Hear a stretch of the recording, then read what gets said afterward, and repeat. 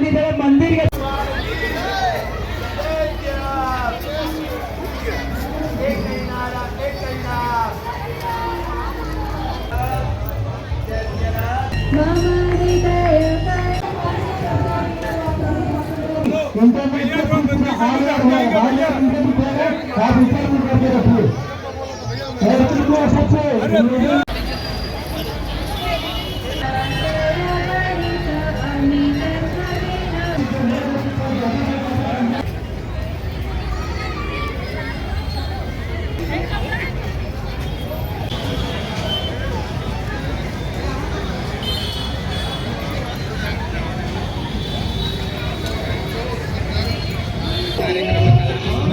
मेरी झोपड़ी की जग जाएंगे।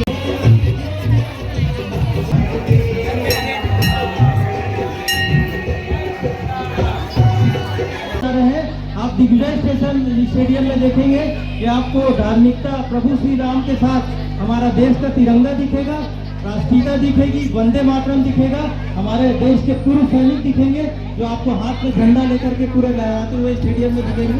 तो आप सब परिवार आइए, इस ऐतिहासिक दृश्य को न छोड़िए और स्टेडियम में